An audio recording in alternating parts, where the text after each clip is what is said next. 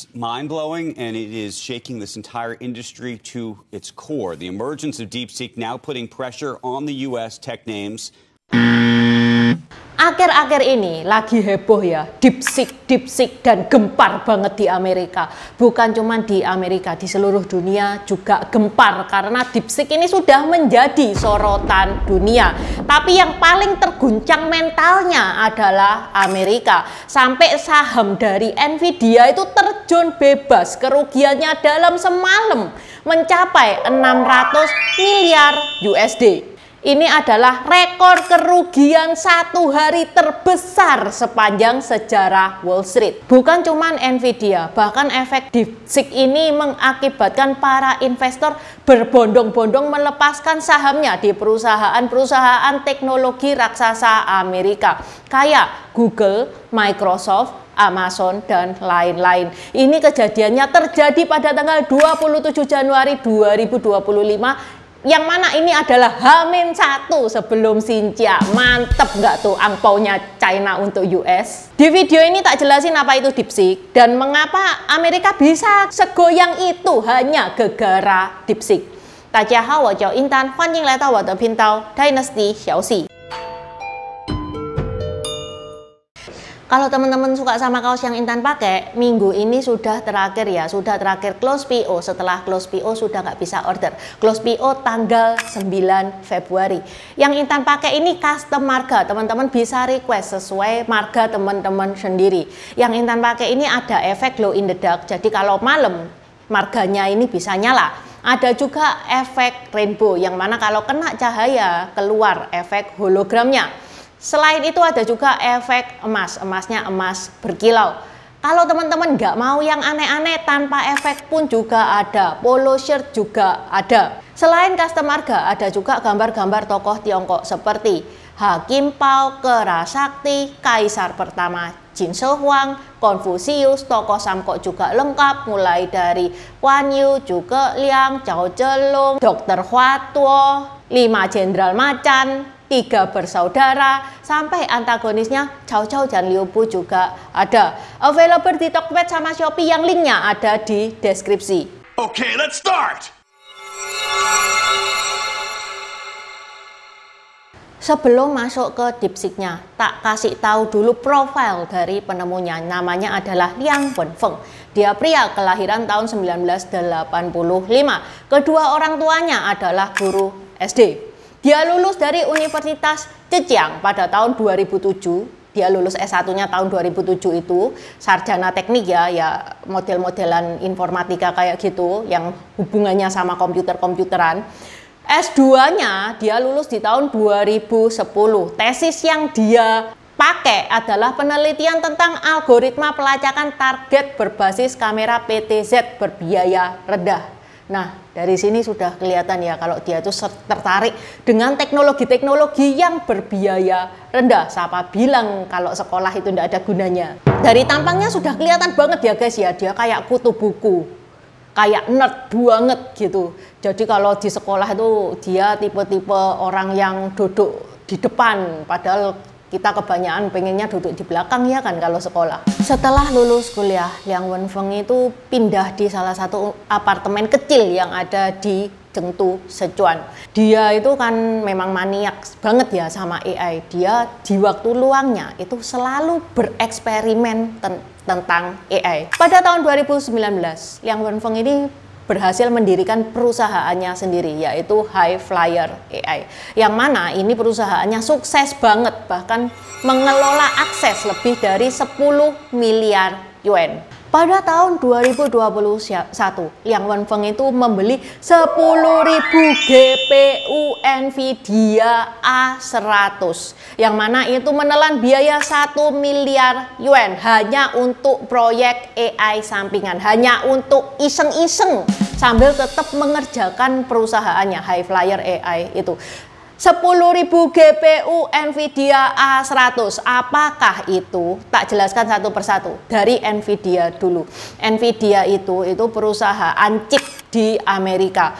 Gampangannya kayak gitu. Apa itu chip? Chip itu otak dari teknologi-teknologi yang bikin komputer pinter, yaitu chipnya itu. Nah, untung saja ya, Pada tahun 2021, Amerika ini masih belum memberlakukan pembatasan chip ke China. Yang mana keputusan Liang Wenfeng untuk membeli 10.000 GPU Nvidia A100 itu keputusan yang besar karena ini adalah fondasi dari terciptanya DeepSeek.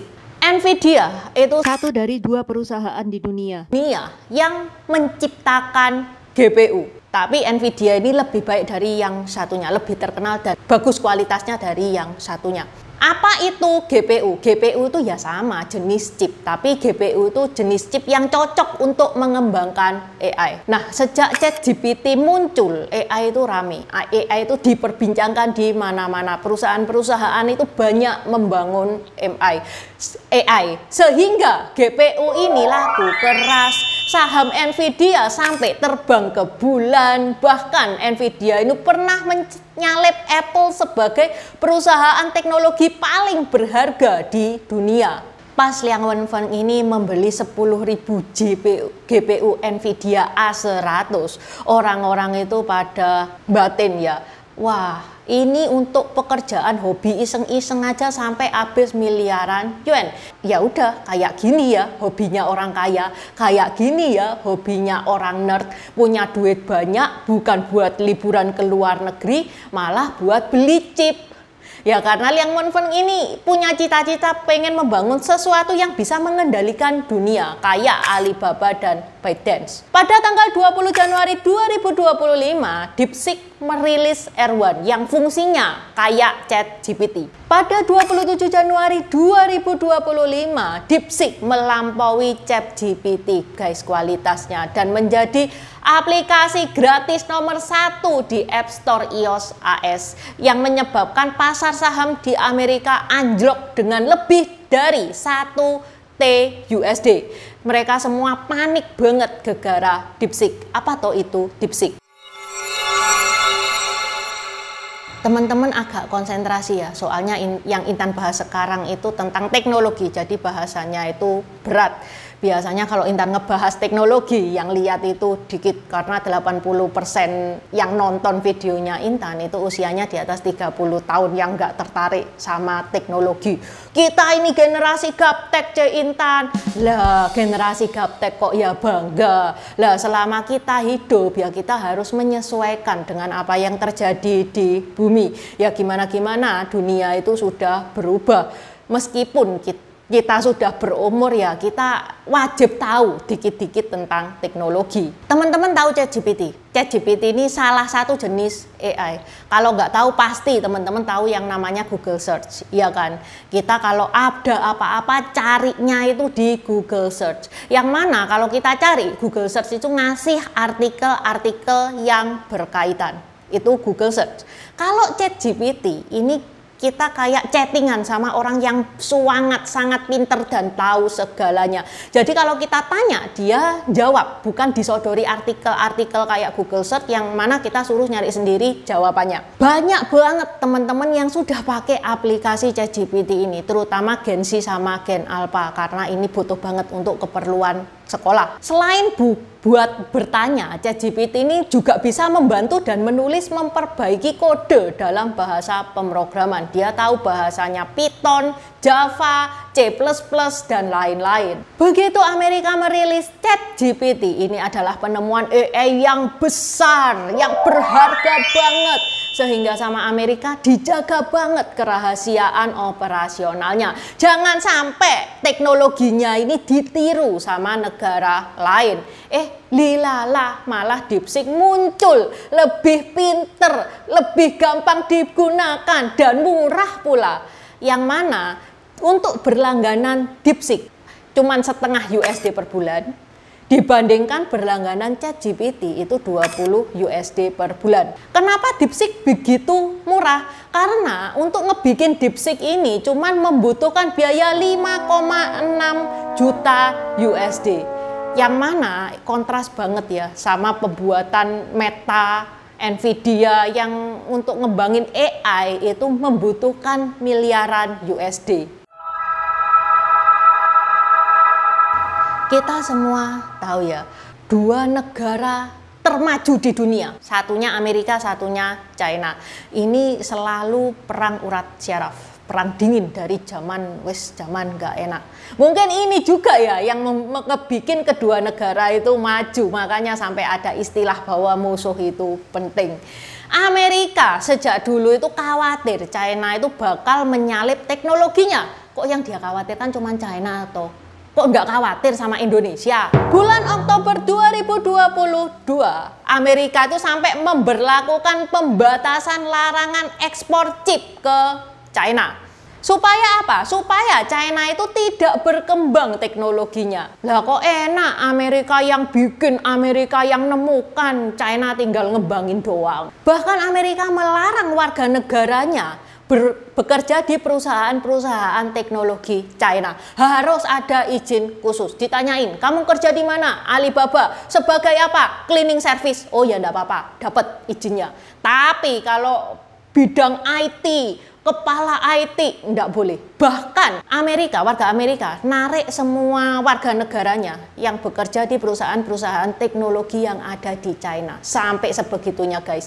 Karena Amerika takut warga negaranya itu bakal mentransfer pengetahuan teknologinya. Tapi dalihnya Amerika ya supaya sama China itu nggak dibuat untuk keperluan militernya. Sebegitu besar upaya Amerika untuk menghambat perkembangan teknologi di China. Lah kok ternyata China bisa mengembangkan teknologi AI yang lebih canggih dari punyanya Amerika. Kok bisa ya? Jadi kayak gini ya, tetap yang dipakai DeepSeek itu chipnya Nvidia. Jadi yang dilarang di Amerika itu jenis chip yang canggih-canggih. Kayak tadi Intan bilang A100 itu jenis chip tercanggihnya Nvidia. Pemerintah Amerika itu ngelarang Nvidia untuk ngejual chip ke China. Nvidia yang mana dia punya pasar terbesarnya di China. Bukan 50% pemasokannya Nvidia dari China ya, bisa 80%. Karena Alibaba, Paitue, Tencent semuanya itu pesen chip di Nvidia semua. Ngamuk dong Nvidia kalau nggak dibolehin ngirim chip ke China. Win-win solusinya kayak gimana? Amerika ngelarang chip A100. Oke, gimana kalau tak kasih H100 saja? H100 ini sedikit di bawahnya A100. Sama Amerika diteliti dan nggak bisa. H100 ini masih terlalu canggih, nggak boleh diekspor ke China, itu nggak boleh. Sampai ya Nvidia bela nih guys, bikin chip, yang mana chip itu chip A800 sama H800, chip dengan kualitas jelek, tapi bisalah dipakai untuk Alibaba, Tencent dan lain-lain. Keperluannya mereka bisa, tapi kualitasnya jelek aja.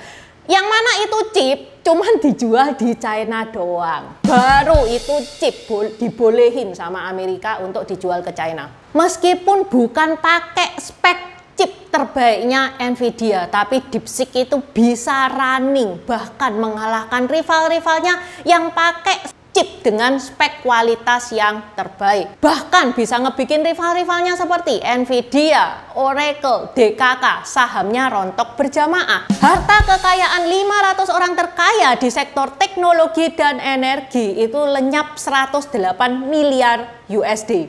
Yang mana 500 orang terkaya ini hampir semuanya didominasi oleh orang Amerika. Amerika yang saat ini adalah industri AI terbesar di dunia. Khawatir China bakal nyalip dia. Sampai saham Nvidia itu anjlok 17%. Apa nggak goyang itu Amerika? Bukan cuma itu, saham perusahaan energi juga terjun bebas karena DeepSeek ini ringan dan nggak butuh memori yang gede. Microsoft itu sampai beli 500 juta chipnya Nvidia, chip terbaiknya Nvidia. Yang terbaik pasti termahal. Sebagai bagian dari investasi AI. Ini ngebikin Microsoft itu kena mental ya.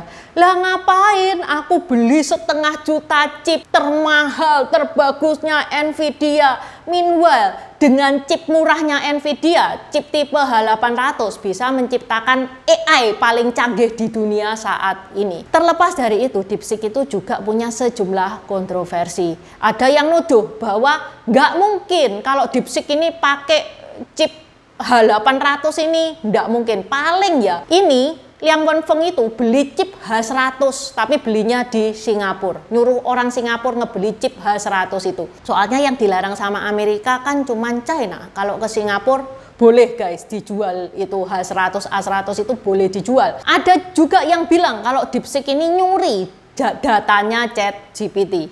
Ya ada kontroversial kayak gitu. Nah, ada yang menarik. Menariknya, Alibaba itu mengeluarkan AI-nya yaitu Qwen 2,5 Max. Yang mana dibilangnya ini lebih bagus dari ChatGPT 4, lebih bagus dari DeepSeek V3 ya, bukan DeepSeek R1, dan lebih bagus dari Llama 31 punyanya AI-nya Meta. Menarik ya persaingan teknologi di Amerika dan China. Oke, sampai di sini dulu bahasan Intan hari ini. Terima kasih sudah menonton. Buat subscriber baru, selamat datang. Terima kasih sudah menonton videonya Intan sampai habis. Intan sarankan buat teman-teman yang baru bergabung untuk nonton videonya Intan tentang pergantian dari dynasty ke dynasty. Ini nih videonya. Di deskripsi juga sudah Intan taruh, karena di video pergantian dynasty itu adalah basic dari semua videonya Intan. Itu yang pertama. Yang kedua, video pergantian dari dynasty ke dynasty ini bakal sangat membantu teman-teman kalau misalkan teman-teman itu nonton film-film Tiongkok yang kuno-kuno itu bakal sangat membantu banget, karena film-film Tiongkok itu nggak menceritakan secara jelas background kayak gimana. Terima kasih udah nonton channel ini sampai habis. Dukung aku terus berkarya dengan klik subscribe dan bunyikan lonceng di bawah ya guys.